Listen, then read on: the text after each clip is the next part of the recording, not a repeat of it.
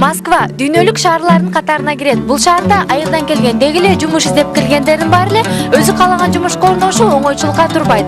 Бактысын, ийгилигин сынап көргөндөрүн саны аз эмес. Мына ушулардын катарында мекендешибиз Сапарбек да бар. Ал жөн гана жумушка орношуп, иштеп жүрбөстөн ташкындаган талантын өстүрүп, мекендештерге кызмат кылып келүүдө. Сапарбек мырза, өзүңүз тууралуу айта кетсеңиз. Өзüm тууралуу айта кетсем, баштап жатып сөзүмдү тааныштыра кетсем өзүмдү. Урпагы улам Манастын, кулуну улам Таластын, Бакаята деген жерденмин, Кеңарал деген элденмин. Шаа деген урумун, Сагынбек деген улумун, Зарылбек болот өз атын сиздерге салам узаттым. Саламатсыздарбы? Ассалому алейкум кыргыз калкым. Сапарбек мырза, Москвага кандайча, кандай максаттар менен келдиңиз эле? Москвага мындан 5 жыл мурда тагыраак айтсак, 2009 жылы февраль айында жаска чейин иштеп кетейин деген, Москваны көрүп кетейин деген ой менен келип калганбыз. Келгенде таптакыр ушу Москвада тамада болуп той алып барам деген ой жок болчу. Ал убакта азыркыдай көп той жок болчу. Ал убакта 3-4 кыргыздардын кафеси, рестораны болсо, азыр 30-40 деп айтсак жаңылыштык болбойт. Муну ошентип Кудай туз насип кылып, ушул жакта, ушул кесипти аркалап, көпчүлүк мекендештердин, жаштардын тоюнда күбө болуп келатабыз. Москва шаарында жүрүшкөн жаш мекендештерибиз бир жыл ичинде орто эсеп менен 150ден 200гө чейин үйлөнүү тоюн өткөрүшөт. Мына ушундай тойлорду алып барууда Сапарбек мырзанын ролу чоң. Өз аты Зарылбек болгонуна карабай той ээлери Сапарбек деп алышкан. Ошол себептен Москвада Сапарбек тамада деген ат менен белгилүү болуп калган. Жашырыкты айтам, дагы ким айтат? Үй бүлөңүз тууралуу айта кетсеңиз, бул жакта үйлөндүңүз беле? Ата бабадан калып келаткан жакшы кеп бар эмеспи? Эки жакшы тоого чыкса кудалашып түшөт. Азыр мындай болуп калган. Эки жаман Москвага келсе кабышып кетет же чабышып кетет. Эки жакшы Москвага келсе кол кармашып табышып кетет дегендей эле. Жубайым Жылдыз экөөбүз дагы Москвадан табышып,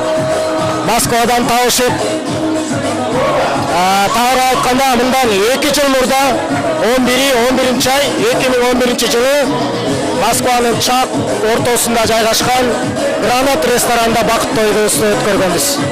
Үй бүлөнүн тууралуу айта кетсем, ортодо бир уулубуз бар, аты Аалы. Буюрса 1,5 жашта, азыр Кыргызстанда тарбияланып өзү атат. Тоюңуз болуп жаткан учурда адатыңызча микрофонду кармап алган жоксузбу? Микрофонду алышкан тууралуу айтсак, албетте устаны уста көргөндө колу кытышат дегендей эле. Тоюбуз болуп атканда да сорго отурдум. Кээ жерден дагы микрофон колума алып, келген конокторго каалоо тилегибизди арнап, жүрөктөгү сөздөрдү арнадык. Болду, микрофон талашып, аралашып, илеп дегендей. Москвада жүргөн мекендештерибиз өзгөчө жаштарыбыз жана Кыргызстандын келечеги тууралуу айта кетсеңиз. Бул дагы болсо жетишкендик, нан болсо өрда болот дегендей, жогорку сөзүндө айткандай, эки жакшы Москвага келсе кабышып кетет дейт. Мен айтмакчымын, колдойбуз. Мен өзүм дагы тоюм ушу Москвадан болгон Кыргыз мынакей биз быйыл 2 жаштын үйлөнүү тоюн алып барсак, мынакей эмки жылы бешик тоюна да келип калган жакшылыктарга кезигебиз. Ушундай эле тоюбуздун жакшылык болсун. Эми мына көптөгөн кыргыздар иштеп атат.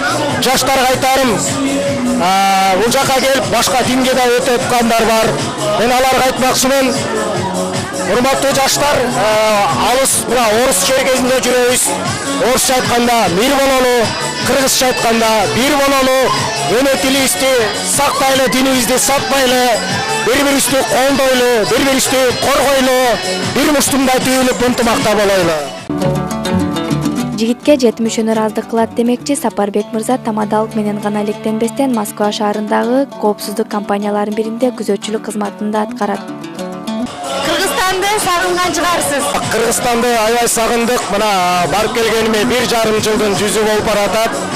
Буюрса жакында барып келебиз, аябай сагындык. Ошол кусалык менен, сагыныч менен айта турган болсок, Кыргыздын жери карачы кандай гана супсулуу.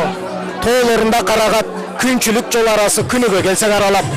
Токоюнда суулары күмүштөнүп шарагат, котушта ичсең балтатып көңүлү кубат алалат. Суулардай тунуп бул сөздөр жерим үчүн, элим үчүн арналат. Москвага келгениңизде эсте калган кызыктуу окуялардан айтып берсеңиз. Биз Москвага чуу деп аттанганда эле аябай кызыктуу окуяга кабыл болгом. Келе атканда эле биз поездда калып калып, сумкаларыбыз баардыгы, документтерибиз поездда кетип, эмне кыларыбызды билбей, анан машина менен Пишпек станциясынан кубалап жетип, аябай ошондо эле кызык башталган.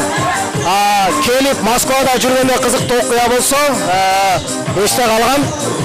Эми азыр билесиздер, кыргызды 6га чакырса 8ге келет. 12ге чакырса 2ге келет дегендей.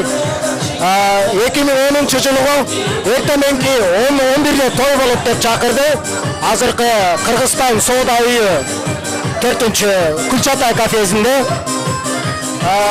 Мен адаттагыдай эле көнмүш адат менен 11ге чакырса бир 1ге барам деген ой менен барсам, Эчагал эл 11-де келип бардыгы отурушуп мени күтүп атыптыр. Ошол аябай кызыктуу эсте калган окуя болгон. Элибиз дайыма ушундай так жүрсө, оңоп кетет деген ойдо элем. Көрсөтүүдөн пайдаланып, Кыргызстанга ата-энеңизге, мекениңизге сагынычтуу саламыңызды жолдоп кетсеңиз. Жакшы болот. Эң биринчи албетте ата-энеме, туугандарга, жакындарыма, анан кичинекей туулубуз Алыга. Эми элибизге салам жолдой турган болсок, элибизге эч ким кыйналып, оорубасын жамандык, тоорубасын. Жергебизде жамандыктар болбосун. Бийликтеги төөлдөр элибизди сазга батырып сорбосун. Стабилдүүлүк орносун, Кыргызстаныбыз оңосун, Кудай өзү колдосун. Бар болуңуздар, биз аябай сагындык. Москвадан сиздерге ысык салам. Айсалкын Эргешбай кызы, Нургазы